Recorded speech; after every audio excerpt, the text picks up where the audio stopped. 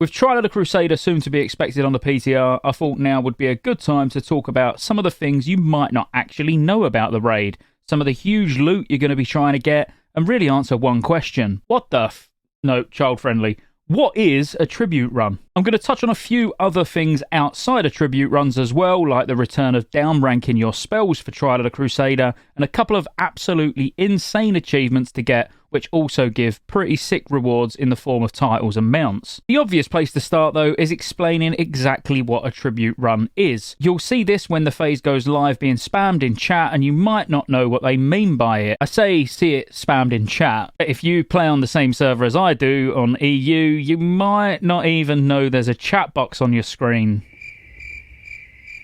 So a tribute run is actually, sponsor, and you want to hear about this one. Final Fantasy XIV needs no introduction. If you haven't heard of it, you've probably been living under a rock. But this gorgeous looking MMO RPG with millions of players really is a lot of fun. The fact that it's cross-platform is awesome as well, because I've been looking for a good MMO to sit and chill on the sofa playing, and this ticks all the boxes. The character customization in this game is just next level. I didn't anticipate sitting for an hour getting every aspect of my character looking exactly how I wanted it before I even jumped into the game. And trust me, this is coming from someone who normally clicks randomize a couple of times, picks a childish name, and gets on his way. Once you've spent all that time creating your character, you might be like me and hate having alts. Well, good news, you can fully commit to one character because it allows you to play every job and role all on one character. You can swap between jobs and roles as you progress through the game when you unlock them. Take my character choice being the Pugilist. It's a fast-paced melee class, which at level 30 you can then evolve into a monk, becoming that up-close and personal melee machine. Want to charge in and be the beefy tank of your group? Choose a gladiator, which will evolve into a paladin. You want to heal your group and stop everyone dying?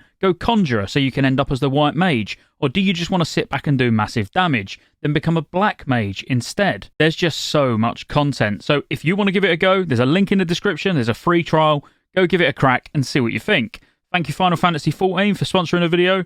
Let's carry on. So yeah, a tribute run is directly tied to the amount of attempts you have remaining on heroic difficulty. When you first walk in the raid on heroic, the first thing you'll notice is at the top of your screen you've got an attempts remaining counter. This is the total amount of wipes you can have before the bosses despawn, your raid disbands, your guild then disbands, you delete your character, the Blizzard server self-destructs, and you have to wait until next week when it's all up and running again. Sorry, that was a bit extreme. I feel like I got carried away. Now there's really only 4 thresholds that matter here, so clearing the raid with 50 attempts remaining, clearing the raid with at least 45 attempts remaining, 25 plus attempts remaining, and then finally just clearing the raid with at least 1 attempt remaining. Everyone wants to be going for the 50 attempts for obvious reasons, which we will get into in a minute, but there's a couple of harder to achieve types of tribute runs that I want to cover first. If you complete the raid with 50 attempts remaining, this is classed as a tribute to insanity. But, much like Herald of the Titans in Ulduar, which is an achievement to kill Algalon on 10 man without using anything that you can obtain in higher difficulty raids or larger difficulty raids,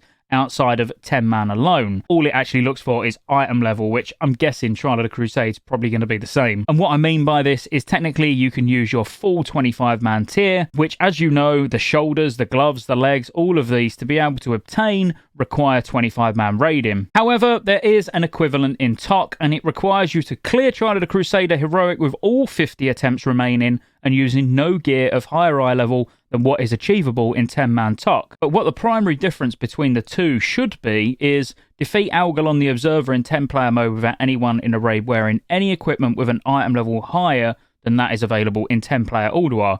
So this means you can go up to 239 eye level no matter where the items are from. So it doesn't matter that the tier gear can be from 25 man raids, it's still lower than 239 item level, that's fine. With a tribute to dedicated insanity, however, it says meet the criteria for a tribute to insanity without any raid member having used an item only obtainable from 25 player Colosseum or any more powerful item. So the actual achievement specifically dictates you can't use anything from 25 player TOC. So it should be that way and not just item level driven. And the only reason that's important really is because if you was to look at the 25 player loot, and we know everybody's going to want to get their Death's Choice, it's only 245 item level, which is the same item level as 10 player heroic gear, so normal 25 is the same as 10 heroic, but you probably won't be able to use it, so you're going to have to make a decent set of gear where the items are only coming from, let's say, 10-man hard mode Alduar, but you should be able to use hard mode Alduar 25 items technically, because 258 are the cloaks that come from the tribute chest, and obviously we know they're 252 from hard mode 25 Alduar. If they put a cap at 245 item level, then obviously forget about your hard mode Alduar gear, you just have to use the normal stuff, but you will be able to use the 245 tier gear that you get from 25-man TOC as well, because the trophies actually come from 10-man heroic as well. I'm trying to make it as basic as possible, but I feel like I'm making it probably more confusing. Just don't use gear that's only obtainable in 25-man TOC. If you can get it from 10-man TOC and 25 TOC, then you're absolutely fine. And you're probably going to be alright with hard mode Alduar gear. Although, strangely, if I actually remember right, our Holy Paladin back in original Wrath used to have to take off Valanir, and that was only 245 eye level. How it should be is actually by slot, so 258 max in cloak slot, 245 in everything else. So you might have to be a bit careful. But anyway, let's say you've got all your correct item level gear on you, and you clear it on Heroic 10-man with no wipes, you'll earn the Tribute to Dedicated Insanity achievement. The only extra reward from this is in the form of a title, and of course an achievement. The title is the Argent Defender,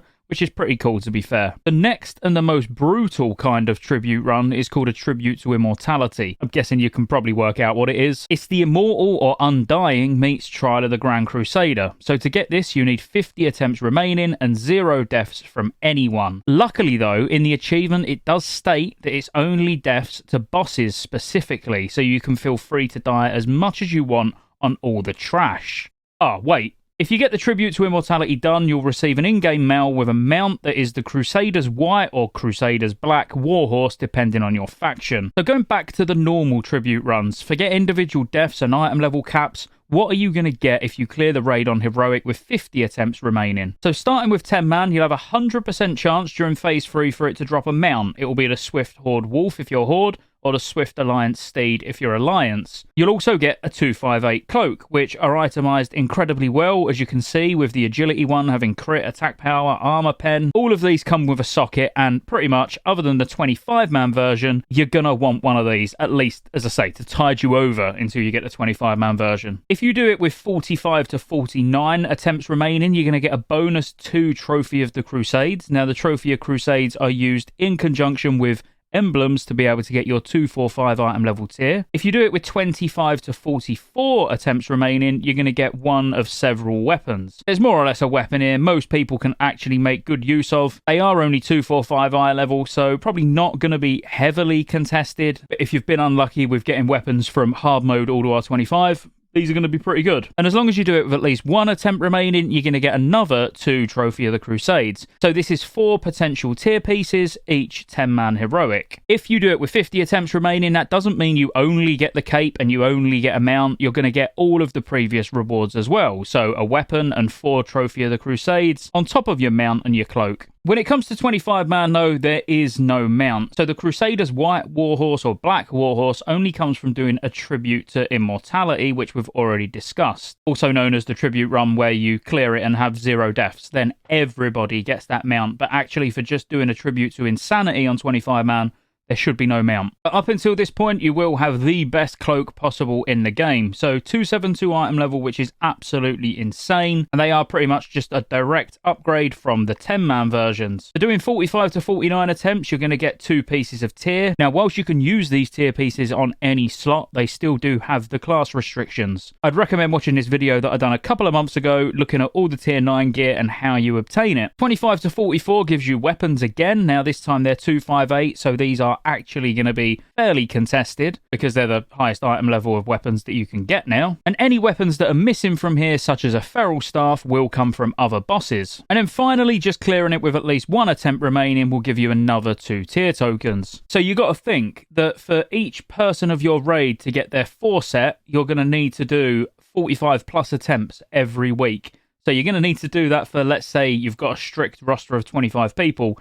You have to do 25 weeks of TOC with good RNG, as in with luck, getting the tokens that you actually need for everybody to be able to get their 4 set. That's quite a long time. So you can see why we want to be getting the raid clear with 45 plus attempts as an absolute minimum, because like I say, you need to get that maximum amount of tier from each lockout. I mentioned at the start about downranking spells. I was going to leave this to be included in a future video where I'm going to be breaking down some of the things you might not know about the bosses, but securing a clean Anabarak kill, as well as those pesky faction champs, is normally the difference between an insanity run or a mad skill run, which a tribute to mad skill is 45 plus attempts. A lot of people are talking about the importance of block gear and block tanks specifically for the ads.